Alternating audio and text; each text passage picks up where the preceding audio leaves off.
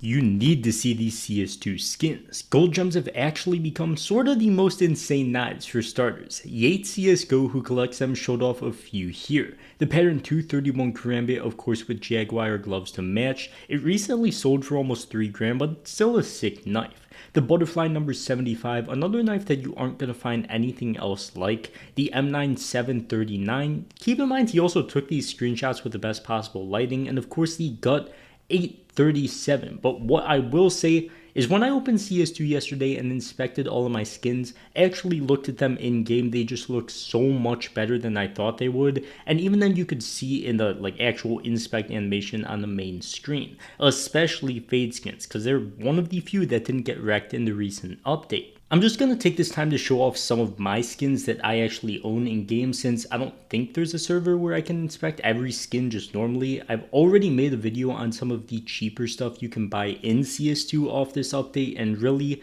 if you think it looks good, it probably does now. Skins that just have one color throughout them, like a golden koi, cobalt disruption, of course the emerald Jormungandr. There's obviously other deagle skins or just other skins in general. I don't know why I'm naming those three, but they just look insane right now, and it even goes for much cheaper stuff as well, like the Lapis Gator, or even some of the cheaper fades like Mac 10 fades.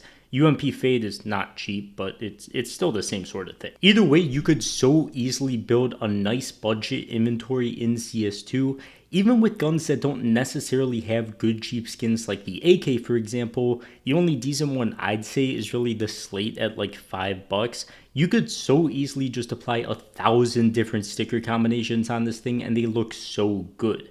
That's one thing that's really underrated in CS2, sticker crafts. Although they have their issues, for example, Paris has actually had the stickers in-game for so long now that I think people are getting fed up with that and starting to sell them off, because according to Price Empire, it has been a rough past 7 day for these stickers, even though I think they're going to go up in price when they eventually get removed. Maybe now is a good time to buy it. I don't know, they're kind of risky. But if you have a bunch of junk in your inventory, Skins Monkey is a great place to get rid of it. Not only do you get a free $5 bonus on your first trade when you sign up with that link in the description, you can also get a 35% deposit bonus while depositing with cash, crypto, or any of the other methods. And even if you don't want to trade, they have free daily giveaways to enter as well. Thanks to Skins Monkey for sponsoring. Once again, link in the description. But either way, not to mention, the sale's been going on for over 85 days at this point. Rio was 68, which was insane. Stockholm was 49, which was still insane. And even RMR was only 45, which people thought was going to be the highest ever for a long time. But anyway, let's get back on track.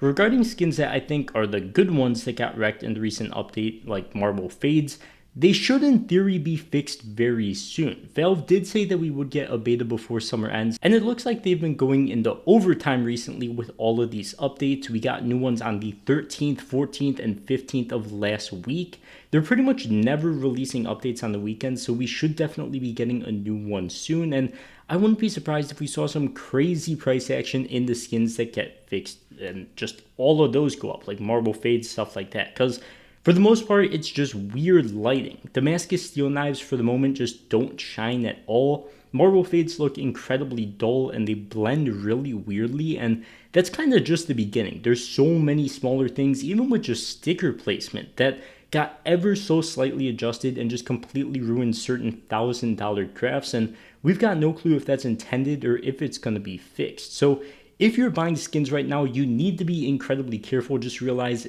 it's probably not going to look the same in a couple weeks. But Zuckwiz, I hope I'm not butchering that, he's a co-founder of GamerPay and actually made a 3-minute long Twitter video just showcasing flaws and things that look different with sticker crafts, whether intentional or not, and comparing them in CS2 how they were in CSGO. And there is a lot of them.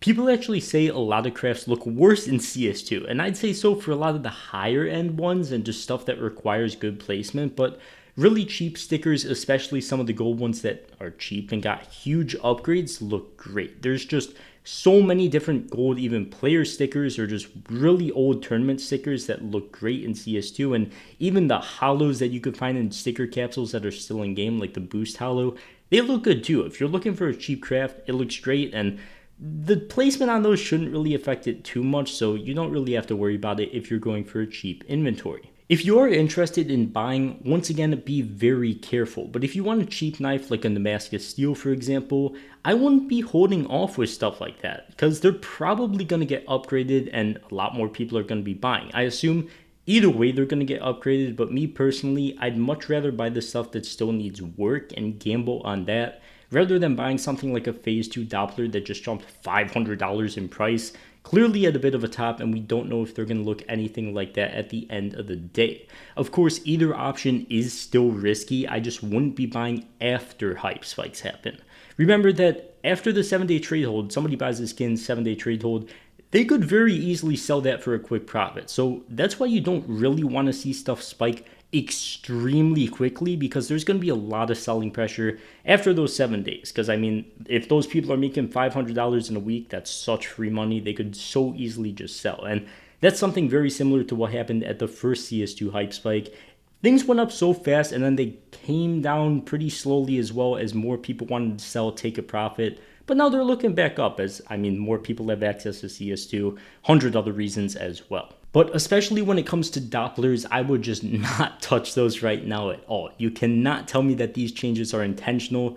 The normal Dopplers just look so green, I don't even know why. They're the new Gamma Dopplers, and then Gamma Dopplers kind of just look like a new skin entirely. And I'm not complaining, a lot of them look really good, but there's a 90% chance we get massive changes in Dopplers entirely again. I highly doubt we're only going to see some phases change. It's probably going to be everything, as once again, we've seen with other skins. Lighting is just weird. Gemshree Gregory did a really good job of showing what these should look like in CS2 if Valve is basing it on what they look like in CSGO. But we don't know if that's what Valve wants to go for, if they just want to upgrade everything. Because for stickers specifically, they completely changed how some of them react to light. And that's a big thing with CS2. They're on the new lighting engine. I completely forget the name of it right now. But things are meant to look different and hopefully a lot better. But that doesn't necessarily mean all the Doppler phases are going to change, look how they look now, which is why I'm saying you probably shouldn't touch them, especially since a lot of them had massive price spikes. Some of them look really similar to Sapphires.